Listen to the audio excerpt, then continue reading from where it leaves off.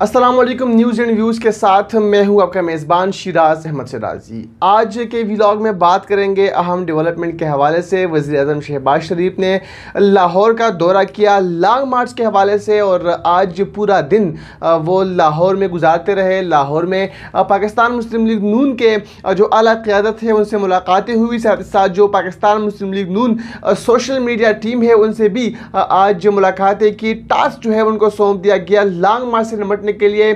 तमाम तो जो मुमकिन सूरत हाल है उस पर आज के इस दौरे में जो है बातचीत की गई। वज़ीर-ए-आज़म शहबाज शरीफ ने पाकिस्तान तहरीक इंसाफ की लॉन्ग मार्च से निपटने के लिए हिकमत अमली भी जो है आज वज़ा की लाहौर में, और लाहौर में मसरूफ़ तरीन दिन गुजारा आज वज़ीर-ए-आज़म शहबाज शरीफ ने। साथ ही साथ आज के व्लॉग में आपको बताएंगे पाकिस्तान तहरीक इंसाफ के लॉन्ग मार्च के हवाले से। लॉन्ग मार्च जो है वो इस वक्त लाहौर में पाकिस्तान तहरीक इंसाफ के जो कारकुनान है वो मौजूद है, और बड़ी तादाद में लोग जो है वो इस लॉन्ग मार्च में शरीक हैं। बताया जा रहा था कि फ्लॉप मार्च होगा, कोई नहीं आएगा, लेकिन लोग जो है वो घरों से बाहर निकले।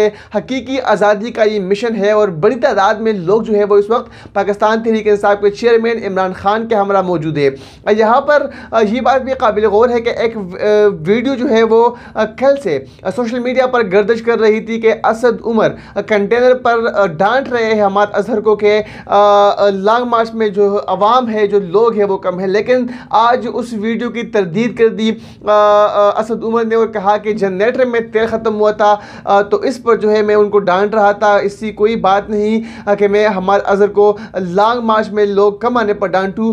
बजाय तो लग रहा है कि लॉन्ग मार्च फ्लॉप है, लेकिन आवाम की बड़ी तादाद ने इस लॉन्ग मार्च को कामयाब बना दिया। और हम देखते हैं कि बड़ी तादाद में लाहौर से आवाम जो है पाकिस्तान तहरीक इंसाफ के इस लॉन्ग मार्च में शरीक है। बताया जा रहा है कि 7 दिनों में इस्लामाबाद पहुँचेगा, और इस्लामाबाद में H9 के मुकाम पर जो मुत्तसिल ग्राउंड है श्रीनगर हाईवे से, वहाँ पर पाकिस्तान तहरीक इंसाफ के कारकुनान का पड़ाव होगा, और ये लॉन्ग मार्च धरने की शक्ल भी इख्तियार कर सकती है। आज मुशावरती कमेटी भी बनाई गई हुकूमत की जानिब से कि वो लॉन्ग मार्च के हवाले से पाकिस्तान तहरीक इंसाफ से मुज़ाकरात करेगी।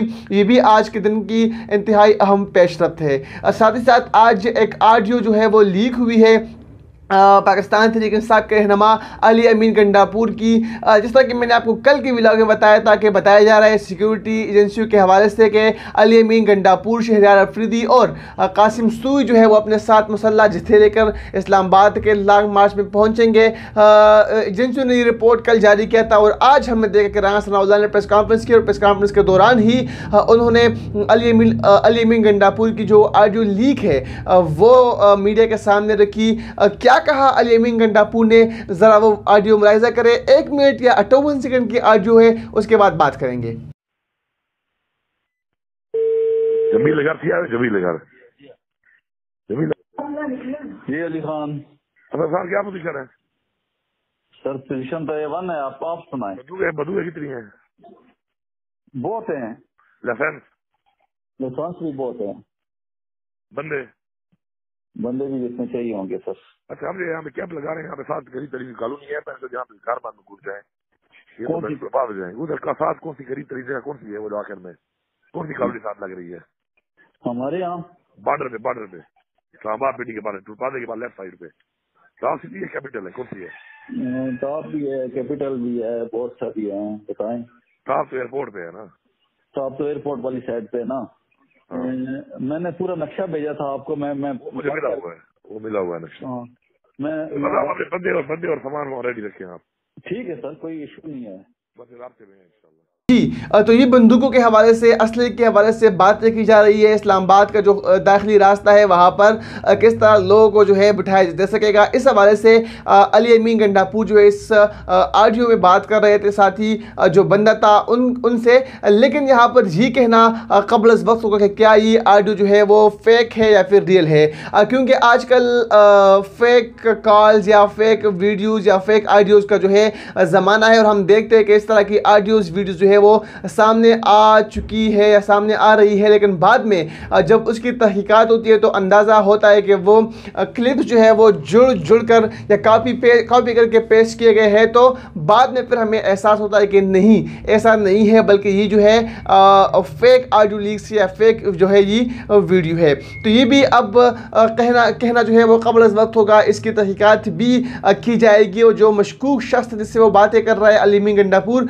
तो उसको भी गिरफ्तार किया जा सकता है, चूँकि उनकी तस्वीर भी जो है वो ID कार्ड की पिक्चर भी जारी की गई है। और क्या सलूक उनके साथ जो है बरता जा सकेगा या सलूक उनके साथ किया जाएगा या उनकी गिरफ्तारी के लिए क्या हिकमत अमली बनाएगी, तो आने वाला वक्त बताएगा। लेकिन कल जो एजेंसियों ने रिपोर्ट जारी की थी कि ये 5 बंदे अली मीर गंडापुर, शहरियार अफरीदी और कासिम सूरी मुसल्लह जत्थे लेकर इस्लामाबाद पहुंचेंगे। तो आज उनमें से एक की जो पेशेंगोई है वो दुरुस्त साबित हुई है और अली मीर गंडापुर इस ऑडियो में बातचीत कर रहे हैं असलहे के हवाले से।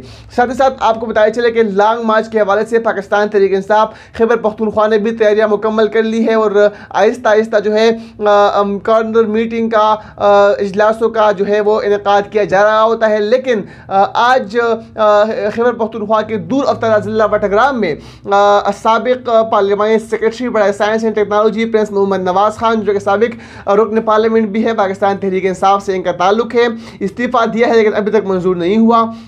इसके अलावा पाकिस्तान तहरीक इंसाफ के रुकन खैबर पख्तूनख्वा असम्बली ताज मोहम्मद खान तरन जो है उन्होंने आज बटग्राम में एक लॉन्ग मार्च के हवाले से कॉर्नर मीटिंग का इनेकाद किया, जो कि बाद में जल्द की शक्ल इख्तियार कर गया और बड़ी तादाद में पाकिस्तान तहरीक इंसाफ के कारकुनान और जो उनका मुकामी दला जम्बा है तरन ग्रुप, उनके जो सरकर्दा रहनुमा है उन्होंने शिरकत की। और इस जरिए की ख़ास बात ही है जिस पर सोशल मीडिया में भी काफ़ी तनकीद जो है वो की जा रही है कि डिप्टी कमिश्नर के रेस्ट हाउस में इस कॉर्नर मीटिंग का इनेकाद किया गया था और जिस पर जो है सोशल मीडिया पर तनकीद भी की जा रही है। बताया जा रहा है सोशल मीडिया सारिफिन की जानिब से कि आखिर क्यों अपनी सियासी सरगर्मियों के लिए जो है सरकारी इमारतों का इस्तेमाल किया जा रहा है। तो ट्विटर पर भी जो है इस हवाले से बातचीत हो रही है, साथ ही साथ फेसबुक पर भी मुख्तलिफ जो मकतब फ़िक्र से ताल्लुक़ रखने वाली शख्सियात है, जो सियासी व समाजी शख्सियात है, वो इस हवाले से बातचीत कर रहे हैं कि आखिर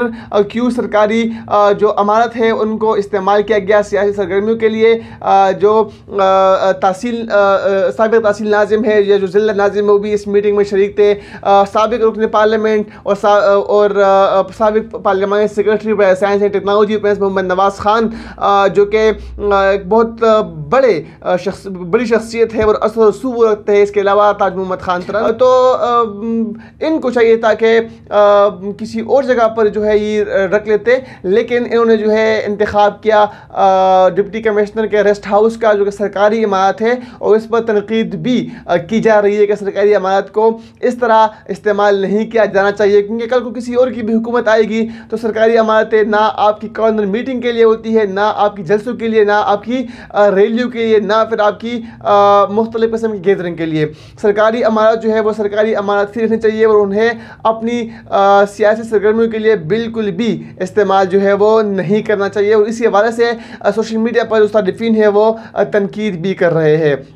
इसके अलावा आज के व्लॉग में आपको बताया चले कि इस्लामाबाद में लॉन्ग मार्च से निपटने के लिए इंतजामात में इजाफा हो गया है और डीचओ के मुकाम पर रेंजर के ताज़ा दम दस्ते जो है वो पहुंचा दिए गए हैं और उन्होंने अपनी जिम्मेदारी सर अंजाम देना शुरू कर दी है। और अब सिक्योरिटी के जो दीगर एहलकार हैं उनके साथ साथ रेंजर के एहलकार भी लॉन्ग मार्च तक अपनी जिम्मेदारी सर अंजाम देंगे। इसके अलावा जो रेड जोन है वो उनमें जो है इजाफा कर दिया गया है और जो दीगर इलाके हैं जो इस्लामाबाद के दीगर इलाके हैं लाइगर जो कुछ इलाके हैं वो भी अब रेड जोन तस्वुर किए जाएंगे और वहाँ पर भी दफ़ा 144 नाफिज है और डबल सवारी पर भी वहाँ पर पाबंदी होगी, असले की नुमाइश पर भी पाबंदी होगी। और लॉन्ग मार्च से निपटने के लिए ये तमाम प्लानिंग जो है वो हुकूमत की जानिब से की गई है और यही बताया जा रहा है कि लॉन्ग मार्च में सिक्योरिटी इंतहाई सख्त होगी। इसके अलावा आज एक और मरासला भी जारी किया गया है इंतज़ामिया की जानिब से कि जितने भी इस्लामाबाद के होटल्स हैं, रेस्टोरेंट हैं, वहाँ पर पाकिस्तान तहरीक इंसाफ के लॉन्ग मार्च में शिरकत करने वाले किसी भी शख्स को जो है वो स्टे की इजाज़त नहीं होगी। वो इस्लामाबाद पुलिस या इस्लामाबाद की जो इंतज़ामिया है वो लम्हा बलम्हा होटल्स और रेस्टोरेंट को जो है वो चेक करेंगे और वहाँ पर कोई भी पाकिस्तान तहरीक इंसाफ के लॉन्ग मार्च में शरीक शख्स अगर उनको स्टे दिया गया या उनको वहाँ पर जो है रिहाइश दी गई तो उनके खिलाफ उस होटल या उस रेस्टोरेंट के खिलाफ जो है कार्रवाई भी की जाएगी। आज के इस व्लॉग से इतना ही। अगर आपने हमारा चैनल सब्सक्राइब नहीं किया तो हमारा यूट्यूब चैनल सब्सक्राइब करें और बेल आइकॉन पर ज़रूर क्लिक करें। अल्लाह हाफ़िज़।